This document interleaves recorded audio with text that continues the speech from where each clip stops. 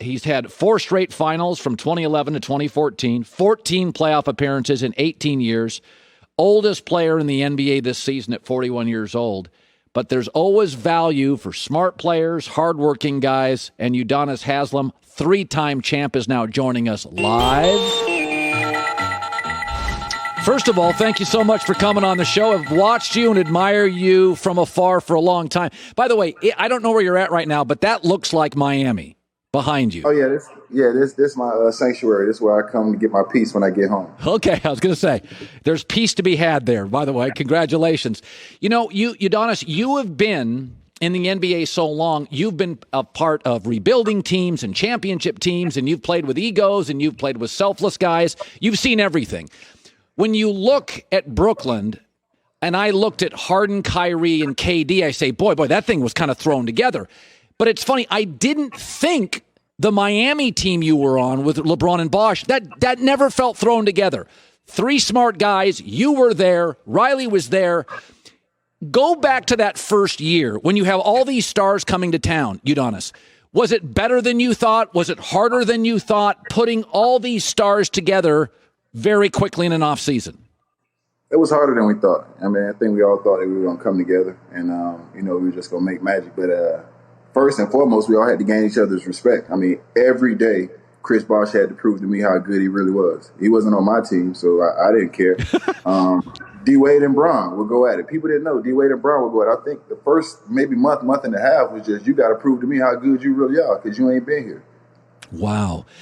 So when you look at the Brooklyn situation, when they didn't play together a lot, I was a cynic. I said, you can't win a championship. Chemistry it's hard in life. Friends, marriages. Did you think Brooklyn was going to win this year, or did you have questions about just throwing dudes together? I mean, I didn't know. I knew it was going to take time. I knew it was going to be a process, and the fact that they had a lot of injuries, I knew it would make it a little more difficult.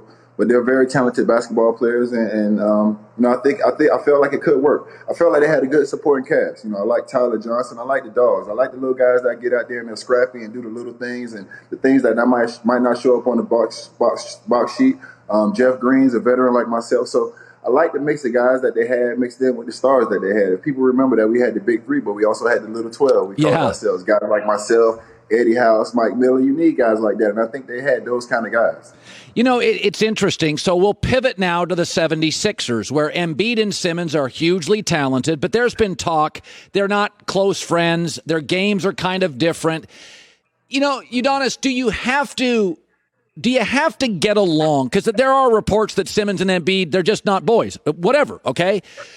Does it matter? Does friendship, hanging out, dinners, does it matter in your opinion, big picture? Here it does. I think the way I like to lead, I think I like to lead by bringing guys closer together, spending more time with guys, getting to understand guys off the basketball court. I think sometimes that's what's missing with a lot of these guys. If you notice that we get a lot of guys that, could be underdogs, been in a lot of situations and could be on their way out of the league. And something that's missing is not the talent. A lot of these guys in this generation have amazing talent, way more talent than we ever had. But the things that are missing are the things that are off the basketball court. So I definitely think that's instrumental in building a championship the way we do it here. But if you look around in the past and, maybe you think about, what Mike did and what he was able to do. I don't know if he was taking guys out to dinner. Mike was telling you what to do and you better do it. You better do it and get it done. Yeah, no, I mean, Michael and Kobe could rub even teammates the wrong way. Miami's interesting because Jimmy Butler was a guy that in a couple of places did not get along with teammates. I didn't know if he'd work in Miami. It appeared to. But it is interesting because Jimmy's been in this league a while, and you got some Duncan Robinson, Tyler Hero. You got some kids. Those are young kids. And I do wonder, Udonis, is Jimmy's not a patient dude. Like, you're either going to commit or he's not going to wait around for you. Are you concerned a little bit about and I know, are you concerned that's about? That's why it's guys like me, Colin. That's where I come in. I'm usually not the guy that smooth things out, but there are times where I have to smooth things out. And we definitely have. We call it the dog pound. We definitely got a lot of dogs here, and a lot of times, we smash heads and we disagree, but it's all for for winning. But with Jimmy, I don't think Jimmy's just misunderstood. You know what I'm saying? That's the most thing about it. Jimmy's just misunderstood, but here we understand him perfectly. we understand him perfectly, and we understand the standards that he sets, and we understand what he expects, and we strive to get those expectations out of everybody. There were reports that your young players fell in love with Miami, and let's be honest, it is hard to get in trouble in Indiana. It's easy to have fun in Miami. Are there challenges in the city in which your franchise is based?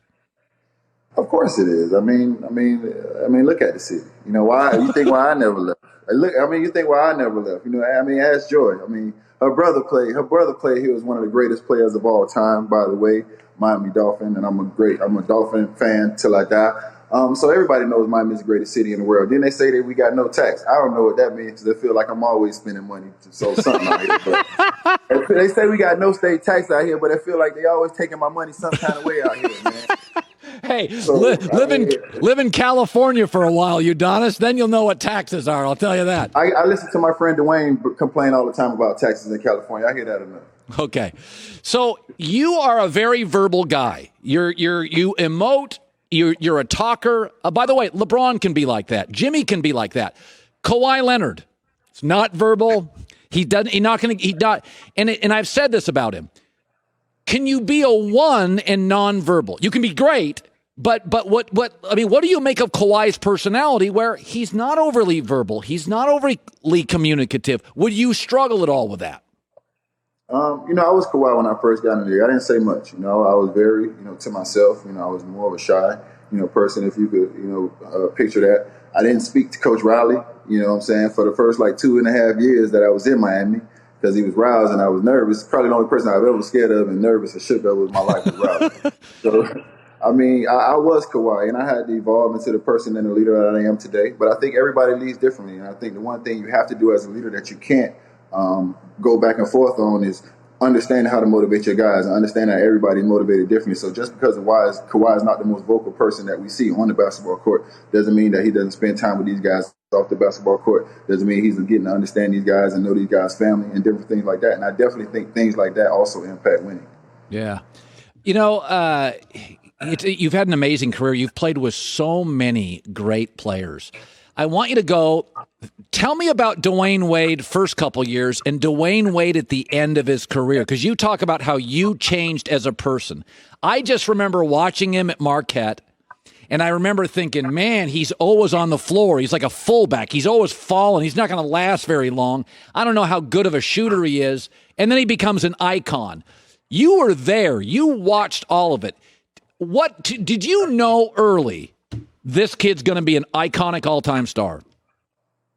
Colin, he spent too much time in the dentist when he first got here. I didn't know what he was going to be. Dwayne's teeth was shot, man. When we first got here, man, we had to go to physicals. Dwayne had 18 cavities. I didn't know what kind of player Dwayne was going to be. I was like, man, this man is all over the place, man. But he ended up being a great basketball player. I think one thing that people didn't know about Dwayne is the player that he could be, because once again, we talk about quiet guys. Dwayne was so quiet. He didn't say much. It was almost like I call him Bruce Lee, because when he tastes his own blood, he go crazy. If you ever see Dwayne when he plays a game of basketball, anytime somebody, because he think he's the prettiest person in the world, anytime somebody hit him in the face or bust his lip or anything like that is when he goes crazy. So I think Dwayne's personality, who he is off the basketball court, how quiet he is, how personable he is, how nice he is, I think people kind of got that conflicted with the kind of monster he could be when he stepped on the basketball court. And when he got on the basketball court, he's a completely different animal than the personality he portrayed off the court. Yeah. So can you get, LeBron is so big now. He's like a mogul. Did you feel a closeness to him? Could you get close to LeBron when he was there with you? Yeah, I'm still close to LeBron. When we went out to play against the Lakers, LeBron and I went to dinner. LeBron's my dog. I think we all built an unbreakable bond, throughout that run. And we all speak, and not just basketball. Our conversations have evolved where we all encourage each other business-wise. What you're doing off the court. How's business going? How's family? Different things like that. I think our conversations go to basketball last. Everything is more about, evolution and business after basketball right now. But we talk all the time, man. We're encouraged by what everybody's doing, and, we root for each other. Except for when we playing. I wasn't root for them in the finals last year. Now, we don't root for each other all the time. Right. Hey, so from where you're sitting right now, where is the Atlantic Ocean? Point to it. think it's back there somewhere. Okay. And I ain't pointing at my fish tank, but I think it's back there somewhere.